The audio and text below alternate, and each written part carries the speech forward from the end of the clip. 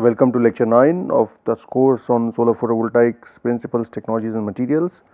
So, let us just recap what we did in last couple of lectures. So, we started our discussion on band structure very briefly, I mean without going into any details, and basically what happens is that when you plot energy versus wave vector, there is a continuous gap in the EK diagram, which is basically the band gap, and semiconductors and insulators have a finite band gap, and if it is less than generally 2.5 volt electron volt, then it is semiconductor, and for band gap higher than 2.5 eV, it's we define the material normally as insulator. Now there was also something called as direct and indirect band gap semiconductor.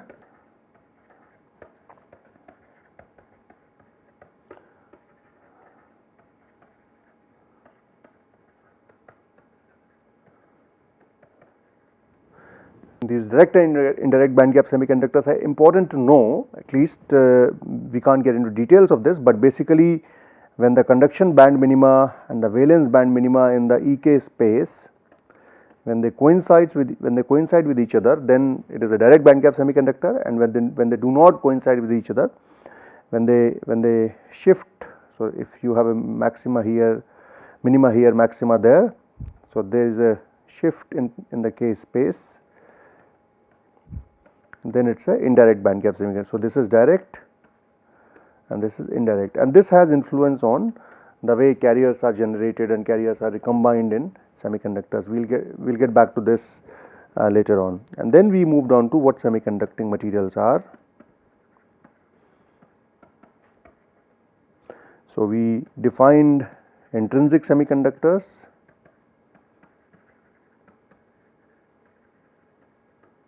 and we defined extrinsic semiconductors.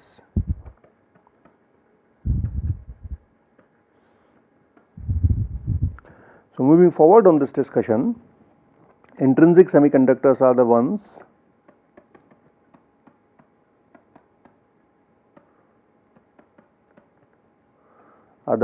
for which N is equal to P, and this is mainly those semiconductor which are where carrier generation is because of thermal excitation. So, you have conduction band, you have valence band, and electrons from this are excited to the conduction band. So, this is conduction band, this is valence band, leaving rise to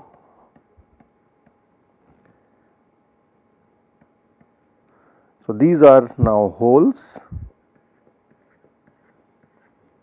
giving behind the hole. So, these are electrons and these are holes. So, these are mainly because of thermal excitation, and as a result you have N is equal to P, which is also called as Ni. Some books also write as Ne is equal to Nh is equal to Ni. Okay.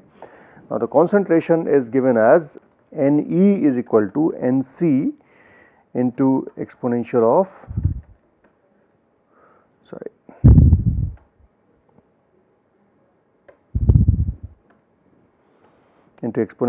minus of Ec minus Ef divided by Kt, and Nh is Nv into exponential minus of Ef minus Ev divided by Kt, where Nc and Nv are effective density of states in conduction band, and this is effective density of states in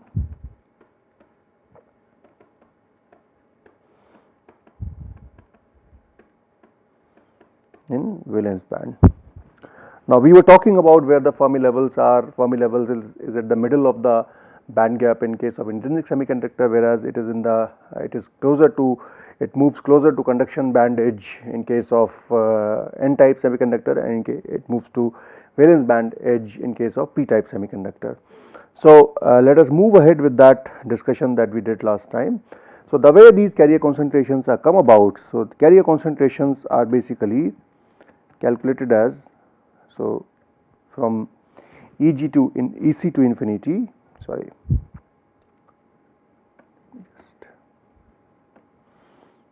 so this is EC to infinity for conduction band. So, this is for conduction band. So, this would be FE dE into dE. So, this is basically you can say probability of occupation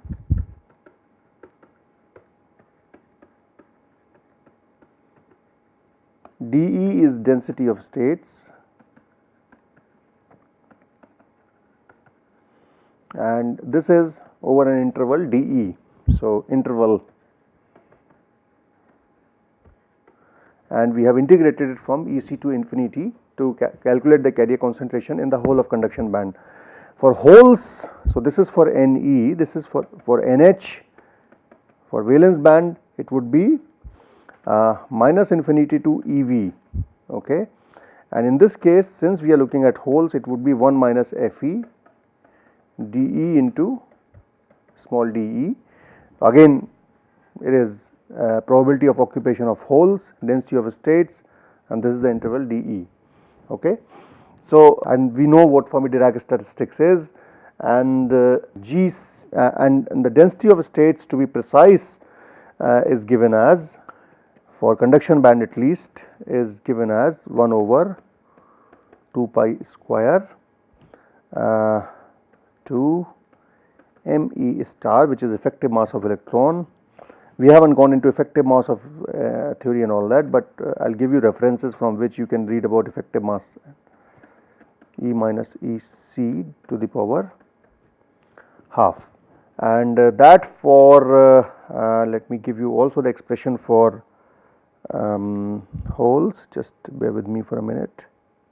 And density of states for valence band is 1 over 2 pi square to mH star divided by h cross square to the power 3 by 2 into EV minus E to the power half. So, this is valid for E greater than or equal to EC, and this is for E less than or equal to EV. So, now when you make the appropriate substitutions, you will, and if you do the integral, and of course you know the expression for Fermi-Dirac statistics, you will get N as NC into exponential of EF minus EC divided by KT, and NE and NH as NV into exponential EV minus EF divided by KT. Alternatively, you can write as that exponential of minus of EC minus EF divided by KT, and this would be NV exponential minus of EF minus EV divided by KT. And when you multiply these two together, NE into NH, it becomes NC into NV exponential of minus of EC minus EV divided by KT, and EC minus EV is equal to EG divided by 2. So, we get NE into NH, which is equal to NI square, which is equal to NC into NV into exponential of minus of so this is, sorry, EC minus EV is equal to EG. So, this is minus EG divided by KT, and hence Ni becomes equal to NC NV to the power half exponential of minus EG divided by 2 KT. Okay. Well, what is now NC NV? So, this NC NV is basically NC is 2 into Me star KT divided by 2 pi h cross square to the power 3 by 2, and NV is equal to 2 mh star kT divided by 2 pi h cross square to the power 3 by 2. These are the expressions for NC and NV, which we did not look at last time. These are the expressions for, basically this is the expression for intrinsic carrier concentration in a intrinsic semiconductor. That is how you derive it. Now, for extrinsic semiconductors we defined last time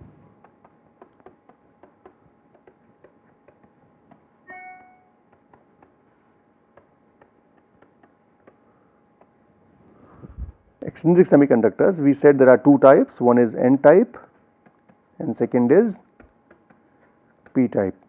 N type is doped by, so if it is in the context of silicon, doped by phosphorus and silicon, for example. Silicon is the base material, phosphorus is the dopant, and this is doped by things like arsenic and silicon. So, this is plus 5, this is plus 3, silicon is plus 4. As a result, they create extra electrons and extra holes. So, basically since you have in these semiconductors, so N type we said you have Ne, which is much larger than Nh, and P type you have Nh, which is much larger than Ne. So, if you look at the band diagram of N or P type semiconductor,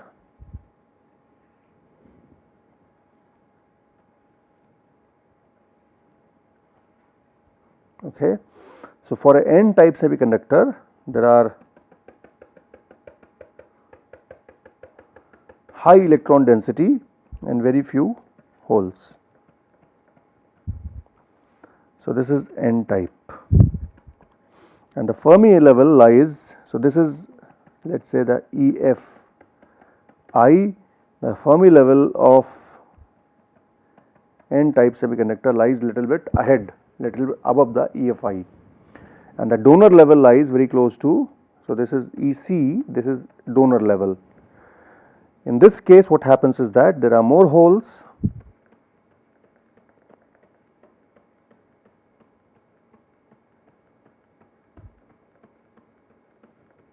and fewer electrons,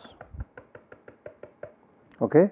So, here this is EV, again the mid gap position is this, but the Fermi level lies here. So, this is EFP, this is EFI.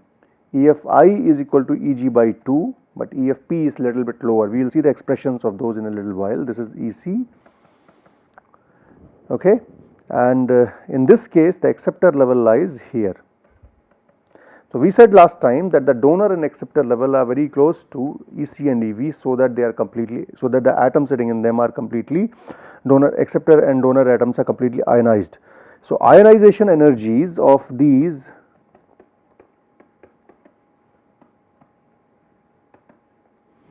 so for donors we have impurities like antimony, phosphorus, which have, if you put it in silicon for example, the antimony has a value of 0.0039, sorry, where am I writing it, 0.0039 EV, and for phosphorus this value is 0.045 EV. Sorry, in this case, in case of antimony, in case of P type doping, let me correct it, it should be boron or aluminum, not arsenic. Arsenic is plus 5, so it should be boron or phosphorus, boron or aluminum. Typically antimony, phosphorus, antimony is used for N type doping, and boron or aluminum or gallium or indium, they are used for P type doping. So, let me correct myself there. So, this is P type. So, this would be phosphorus doped silicon or antimony doped silicon. In this case it would be aluminum or boron doped silicon. And if you look at acceptors, in case of acceptors, the aluminum common impurities are boron and aluminum. For boron, the ionization energy is 0.045 electron volt, and for aluminum it is 0.057 eV. So, you can see that these are very small energies. As a result, near complete ionization of these is obtained, and since these energies are very small, all the extra electrons which they bring are able to get into the conduction of valence into the conduction band. All the extra holes which are created, they are created in the valence band. So, as a result, since their energies are very small, they are completely ionized. We can write that Ne in N type is equal to Nd, which is the donor concentration,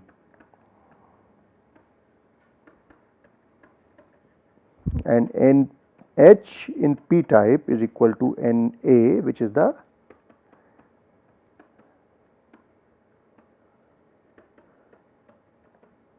acceptor concentration. So, this is for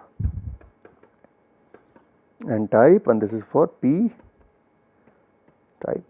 So, when we say that, but at the same time we also make sure mass conservation ensures that Nd and Nh is equal to Ni square, okay, which means for N type Ne is equal to Nd, hence Nh is equal to Nd Ni square divided by Nd. For P type, NH is equal to Na, as a result Ne is equal to Ni square divided by Na. So, these are the concentration of carriers that we have, okay. Alright. So, we can also write these expressions little bit differently. So, for example, we said that Ne is equal to Nc into exponential of minus Ec minus Ef by Kt, and Nh is equal to Nv into exponential of minus of Ef minus Ev divided by Kt, okay. We also know that this is equal to Ni for intrinsic semiconductors, right, okay.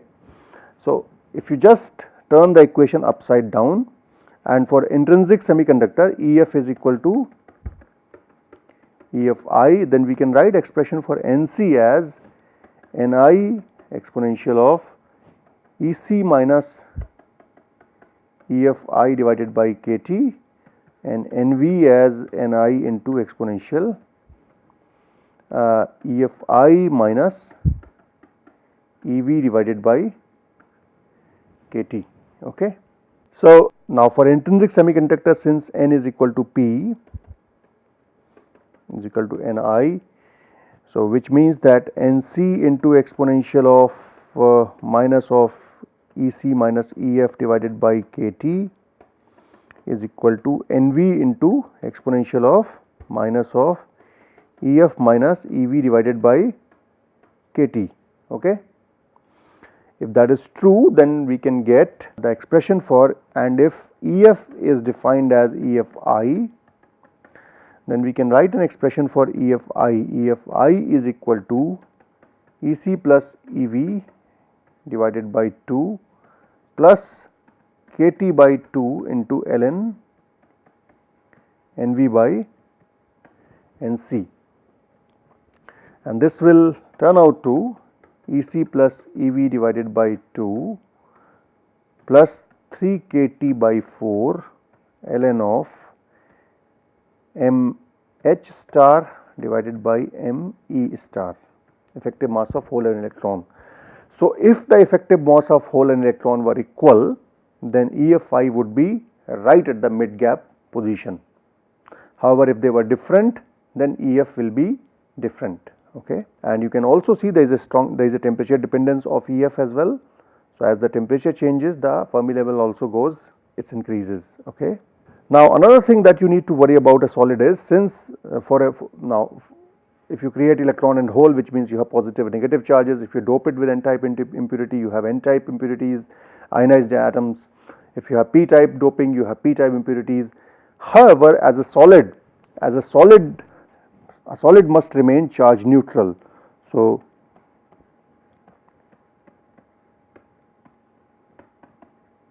which means no matter what happens is that a solid must always be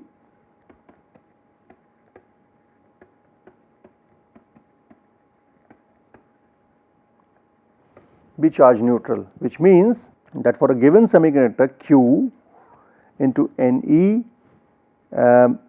so minus Ne is the negative charge, plus holes NH, plus Nd plus, which is the donor atoms, minus the acceptor atoms which are negatively charged, minus Na minus, that overall charge must be equal to 0.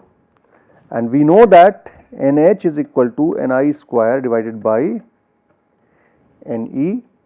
So, if you substitute in the above equation, you can get Ne is equal to Nd minus Na divided by 2 plus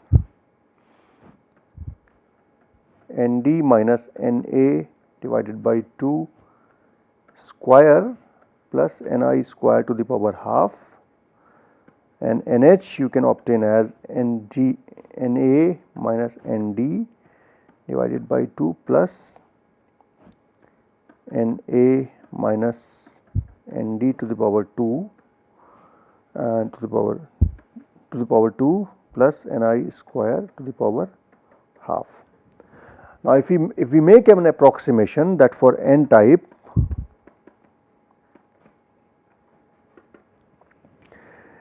if Nd is equal to is a lot greater than Na, which is true for a N type semiconductor, donor impurities are much larger than the acceptor impurities. Remember, you will always have some donor and acceptor impurities present in every semiconductor, even in intrinsic one, but the effect almost cancels out each other, because you can't completely purify a semiconductor to 0 impurity. Nothing is completely pure based on the laws of thermodynamics.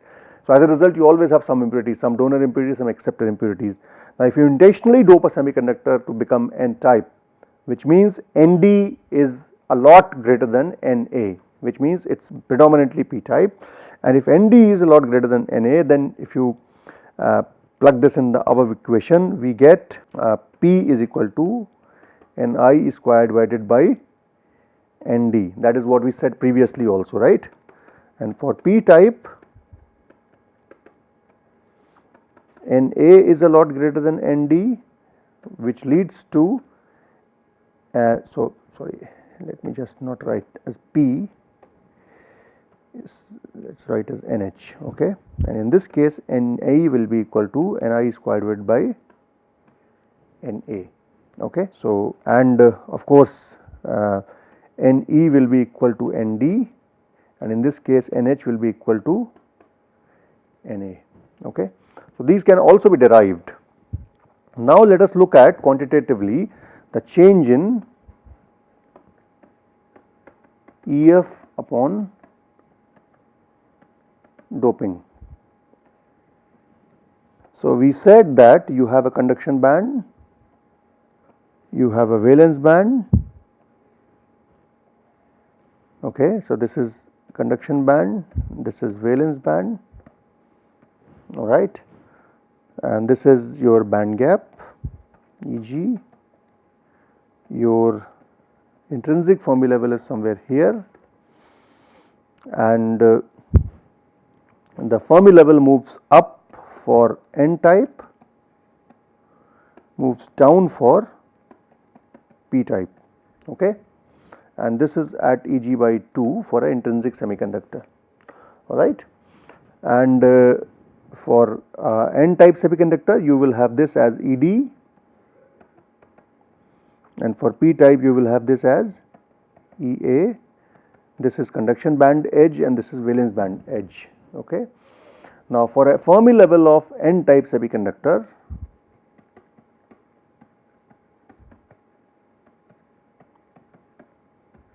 we can define EFN is equal to EFI plus KT into ln of Nd divided by Ni, and this is for Nd being a lot greater than Na as well as Ni. Okay.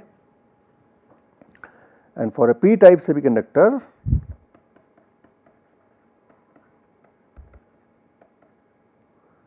the EFP on the other hand is equal to EFI minus KT into ln Na divided by Ni for Na being greater than Nd. Sorry, it is getting a small a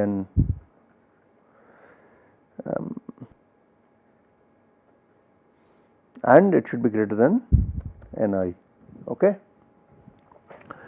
So basically you can see from this expression that as you increase the donor concentration in the first equation, as you increase the donor concentration, the term on the right increases, right, and it is multiplied by KT. So when your impurity concentration, donor impurity concentration increases, when it is much larger than Ni, then EF tends to move up. So you add something on EFI. Okay. For a p-type semiconductor on the other hand, since you have a minus term here, as you add more and more acceptor impurities, the Fermi level tends to decrease or go lower with respect to the Fermi level of an intrinsic semiconductor. Okay. So this explains, so if you have a m-type semiconductor, your Fermi level is likely to lie here. So this is your EFN, and if you have a p-type semiconductor, the Fermi level is likely to lie here. So this is EFP. So this is what we have done so far. We have just, in this lecture, we have looked at the carrier statistics and effect of doping on Fermi level, and some things about the p and n type semiconductors. What we will do in the next class is we will, so this is, let me just go through it. So we looked at the carrier statistics in the intrinsic semiconductors. So basically simple expression without going through complete derivation. So this is how you get this Ni is equal to NCNV to the power half exponential of minus Eg by 2 KT. And then we looked at extrinsic semiconductors, the band diagram, the ionization energies of donor and acceptor impurities, the relation between the carrier concentration, and so if I just draw these, this is for n type and this is for p type. Okay. And then we looked at some other relations with respect to carrier concentration, the Fermi position, and the Fermi position charge neutrality aspect, which gives rise to again carrier concentration expressions, and the change in Fermi energy upon doping.